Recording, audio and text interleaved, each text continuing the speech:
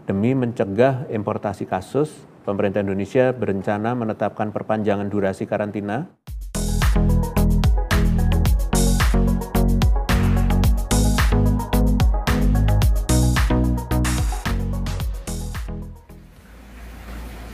Halo, assalamualaikum. Ketemu lagi teman-teman, bareng saya di channel Novan JK.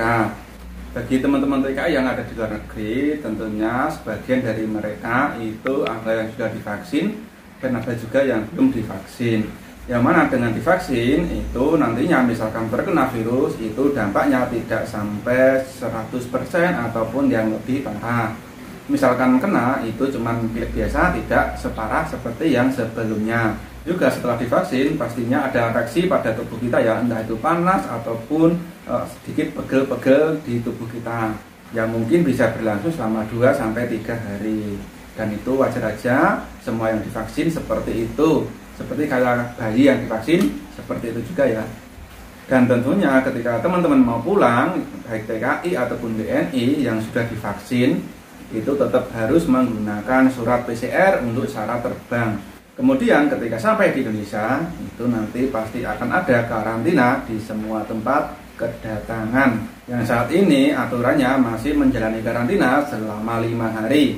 Dan info terbaru kali ini adalah bahwa pemerintah ini berencana akan memperpanjang masa karantina bagi TKI ataupun WNI yang dari luar negeri masuk ke Indonesia. Karena akhir-akhir ini banyak sekali terjadi kasus penyebaran COVID yang cepat sekali. Dan itu terjadi di negara-negara penempatan TKI. Sehingga yang paling kena dampaknya ketika pulang ke Indonesia yaitu para TKI.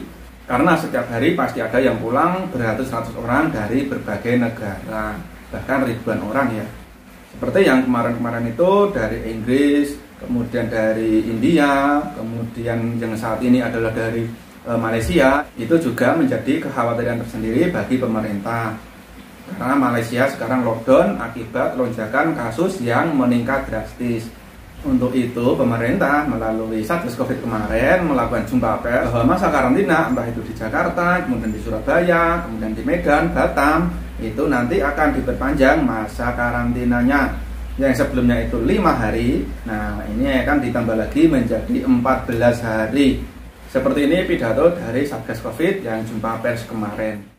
Pada prinsipnya mekanisme screening baik testing maupun karantina untuk masuk maupun keluar Indonesia harus dilakukan dengan baik. Demi mencegah importasi kasus, pemerintah Indonesia berencana menetapkan perpanjangan durasi karantina dari 5 kali 24 jam menjadi 14 kali 24 jam bagi pelaku perjalanan dari negara yang sedang mengalami krisis COVID-19. Hal ini akan segera dirangkum dalam surat edaran terbaru, mohon menunggu rilis resminya. Kemudian perwakilan RI di Malaysia sendiri juga telah menyiapkan rencana kontingensi demi memastikan langkah pemulangan yang penuh perlindungan bagi seluruh WNI atau PMI di Malaysia. Khusus untuk deportan, pemerintah Indonesia telah melakukan diplomasi dengan pemerintah Malaysia untuk melakukan pemulangan secara bertahap sesuai dengan besar risiko kesehatan. Terima kasih. Itu tadi adalah jumpa pers dari juru bicara Satgas Covid bahwa rencananya ke depan masa karantina ini akan diperpanjang menjadi 14 hari.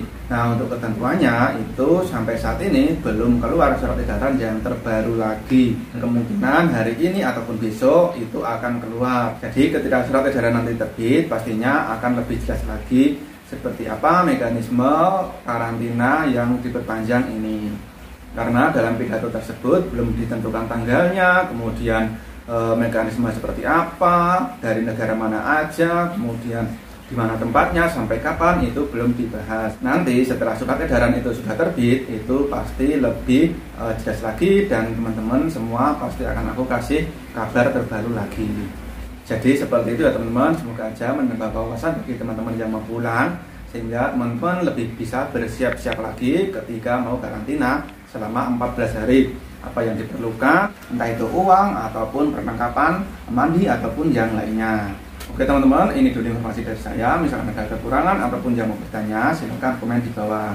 Oke, sampai di sini dulu. Sampai ketemu lagi di video berikutnya. Wassalamualaikum.